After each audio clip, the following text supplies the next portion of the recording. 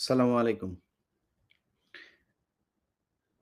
আপনারা জানেন যে 'প্রথম আলো' এবং 'ডেইলি স্টার'কে নিয়ে বাংলাদেশের মানুষ যেভাবে ক্ষোভে ফুঁসে উঠেছে, সেটার বহিঃপ্রকাশ ঘটতে শুরু করেছে। গেল ১ দিন আগে 'প্রথম আলোর' সামনে একটা কর্মসূচি ছিল। সেই কর্মসূচিটা মূলত পিনাকি ভট্টাচার্য দিয়েছিলেন এবং সেখানে আমি জানি না টোটাল কতজন মানুষ ছিল। হয়তো ২-১০০ মানুষ বা ২-৪০০-৫০০ এরকম মানুষ ছিল। সেই মানুষগুলো সেখানে তারা গরু জবাই করবে, গরু জবাই করে তারপরে জিয়াফত করবেন। এরকম কিছু কথাবার্তা বলা হয়েছে সেটা দেখেছে।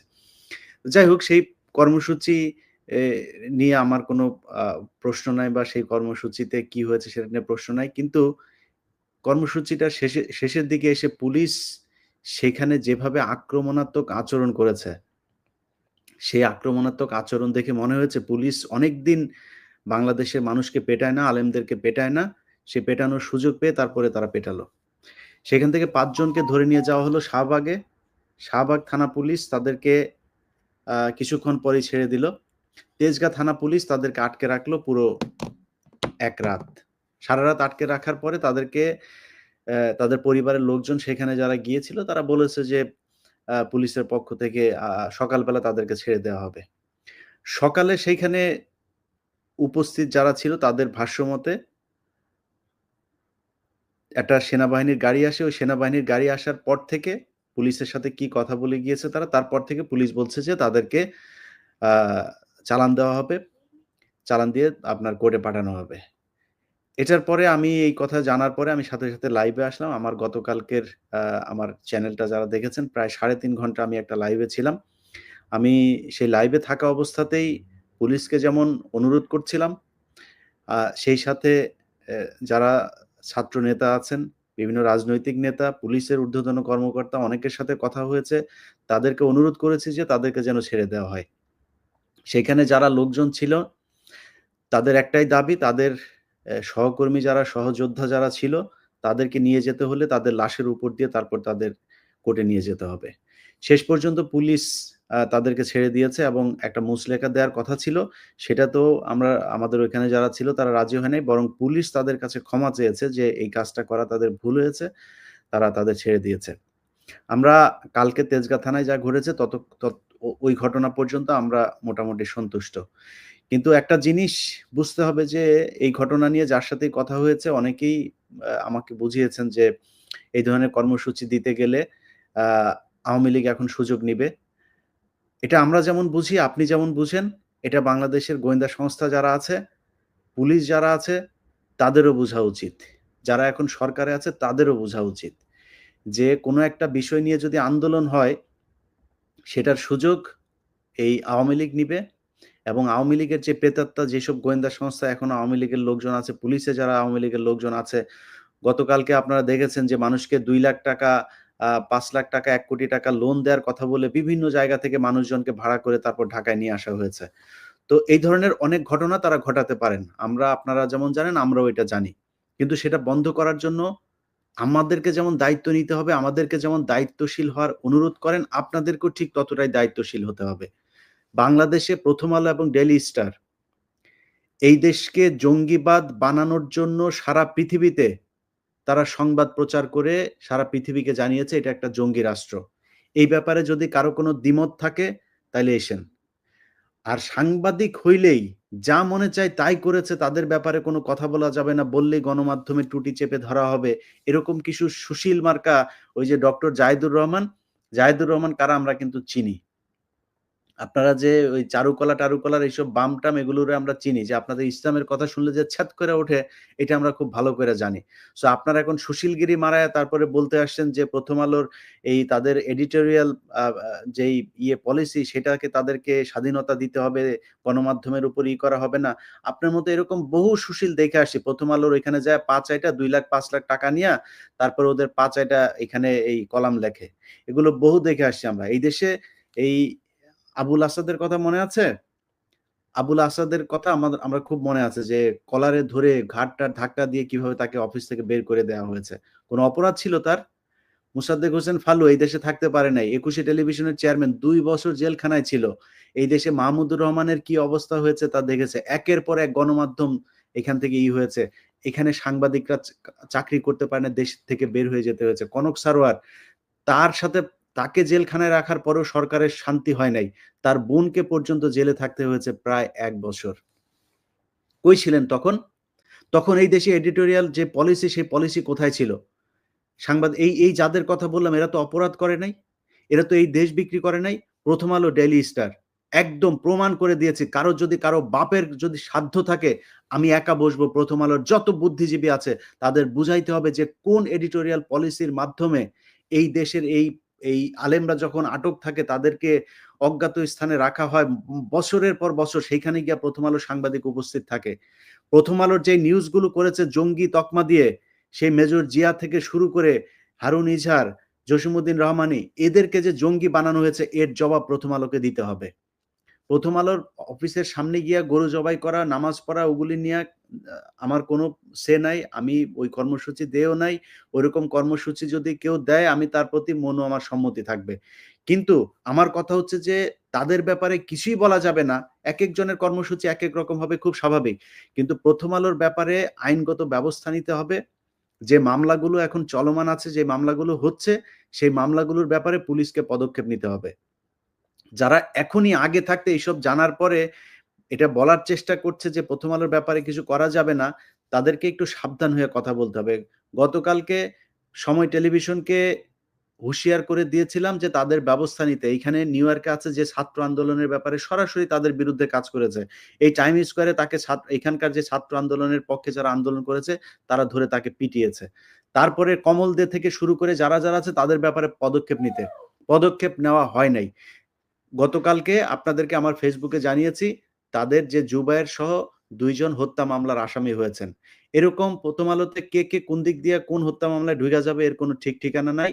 সো তাদেরকে সাবধান হয়ে চলতে হবে। যারা মনে করছেন যে বাংলাদেশে সাংবাদিকতা করবেন, যা মনে চায় তা করবেন, যা মনে চায় তাই করেছেন, এটার কোনো বিচার নাই। আপনাদের পেছন থেকে এখনো আমরা সরে যাইনি। এত সহজ মনে করলে হবে না। হিসাব ১৫ বছরের। এর কড়ায় গন্ডায় দিতে হবে। তো যারা 'প্রথম আলো', 'ডেইলি স্টার' সহ কালবেলার সন্তোষ শর্মা, এদের যার এই জঙ্গি সম্পৃক্ততায় যারা বাংলাদেশে হাজার আলেমকে জেলখানায় রেখেছে, হাজার আলেমকে গুম করেছে, খুন করেছে, তাদের এটার জবাব দিতে হবে। এটার জবাব দেওয়ার জন্য কে কোথায় কোন আন্দোলন করলো, কি করলো সেটা নিয়ে সমালোচনা করার চাইতে তাদের বিচার করতে হবে। কারোর যদি কোন থাকে, কারোর যদি কোন তর্ক-বিতর্ক করার ইচ্ছা থাকে এসেন, তারপরে বললেন যে 'প্রথম আলো', 'ডেইলি স্টার' কেন বিচার হবে না? তো 'প্রথম আলো', 'ডেইলি স্টার' বন্ধ হবার কোন দরকার নাই। তাদের এই ঘটনার সাথে মতিউর রহমান, মাহফুজ আনাম, টিপু সুলতান, সাবিয়া আলম থেকে শুরু করে এই গোলাম মর্তুজা যারা জড়িত ছিল, তাদের সবার বিচার হইতে হবে। এই বিচার যদি না করা হয়, এটার জন্য যতদিন আমরা একটা পর্যায় পর্যন্ত অপেক্ষা করব। তারপরে দাড়ি টুপিওয়ালা লোকজন দেইখা বিদেশীরা কি বলবে না করবে, এই দেশে প্রধানমন্ত্রী আর মন্ত্রী হইয়া ডাল, চাল, জনগণের ত্রাণের টাকা চুরি করার স্বপ্ন আমাদের নাই। সো আমি ব্যক্তিগতভাবে আমার কথা বলি, আমার যতটুকু আল্লাহ গ্রহণযোগ্যতা দিয়েছে, যতটুকু ক্ষমতা দিয়েছে, ততটুকু শেষ রক্তবিন্দু পর্যন্ত চেষ্টা করে যাব 'প্রথম আলো', 'ডেইলি স্টার' বিচার করতে। অতএব সরকারকে বলব, আপনারা চান দেশ অস্থিতিশীল না হোক, আমরাও চাই। ইউনূস সরকার একটা সফল সরকার হোক। সারা জীবন ইউনূস সাহেব সফল হয়ে এসেছেন। জীবনের শেষ প্রান্তে এসে তিনি সফল হোক আমরা চাই। কিন্তু সেই সফল হতে গিয়ে যদি নাকি 'প্রথম আলো', 'ডেইলি স্টার' মতো ভারতীয় চটদেরকে এই দেশে কেউ আ আপনার কি বলে আবার ফের বাংলাদেশের মানুষের ঘাড়ে চাপিয়ে বসতে দিতে চায়, এইটা বাংলাদেশের মানুষ মেনে নেবে না, আমরাও মেনে নেব না। সো এইটার ব্যাপারে আপনাদেরকে খুব সুনির্দিষ্ট একটা জায়গায় অবস্থান নিতে হবে। আপনারা তাদের বিচার করবেন কি করবেন না। 'প্রথম আলো', 'ডেইলি স্টার' এখনো আবারও বলছি, আপনাদের যদি মনে হয় আমি 'প্রথম আলো' নিয়ে যে প্রোগ্রামটা করেছি, সে অনুসন্ধানটা দেখবেন। সেটা দেখার পরে সেখানে যারা বক্তব্য দিয়েছে, যে আলেমরা কথা বলেছে, আমার এই চ্যানেলে গত ৩ মাসে ভিডিওগুলো দেখবেন। যে আলেমরা কথা বলেছে এরা বাংলাদেশের শ্রেষ্ঠ আলেমদের মধ্যে কয়েকজন। এই আলেমরা যে বক্তব্য দিয়েছে তাদেরকে যেভাবে 'প্রথম আলো', 'ডেইলি স্টার', কালবেলা, তারপরে হচ্ছে গিয়ে অ্যা ৭১, সময়, এরা যেইভাবে একটা সিন্ডিকেট তৈরি করে তারপরে এই জঙ্গি বানিয়েছে, এটার বিচার হইতে হবে। এটার বিচার না হলে এটা আমার যুদ্ধ ভাই। আমি কে বাংলাদেশে এসে চুরি করলো, বাটপারি করলো, বিএনপির সময় বহুত চুরি হয়েছে। এতদিন যারা আওয়ামী লীগের লোকজন বলতেন বিএনপি আসলে বলবো না, বিএনপি এখন ক্ষমতায় আসবে। বিএনপির লোকজন চুরি করেছে, এখনো বলছি, তখনও বলছি সামনে বিএনপি চুরি করবে সেটা আগের থেকেই বলে দিচ্ছি। চুরি নিয়ে কোনো সমস্যা নাই। এই দেশে আপনারা যদি এখন দেওয়া হয় ক্ষমতায় বসানো হয় আপনিও চুরি করবেন। ওইটা নিয়ে আমার কোনো সমস্যা নাই। বাংলাদেশের চুরির টাকা বাংলাদেশে থাকতে হবে। বাংলাদেশের উপরে বাংলাদেশের স্বাধীনতা সার্বভৌমত্বের উপরে আরেক দেশ ছড়ি ঘুরাবে সেটা আমরা হইতে দিব না। আমাদের সমস্যা সেই জায়গায়। অতএব ভারতীয় আধিপত্য বিস্তার করার জন্য বাংলাদেশে সূক্ষ্মভাবে মানুষের মস্তিষ্ককে এই ওয়াশ করার জন্য যে 'প্রথম আলো ডেইলি স্টারের' যেই কারুকাজ, এটাকে বাংলাদেশে আর চলতে দেয়া যাবে না। আপনি গত কয়েকদিন ধরেও যদি দেখেন, 'প্রথম আলো' কি করেছে বগুড়াতে? মাদ্রাসার ছেলে। তাকে বলল যে সে নাকি তার মাকে খুন করে তারপরে ফ্রিজের ভেতরে ঢুকিয়ে রেখেছে। দেখেন নাই এটা? 'প্রথম আলো' সবার আগের নিউজ।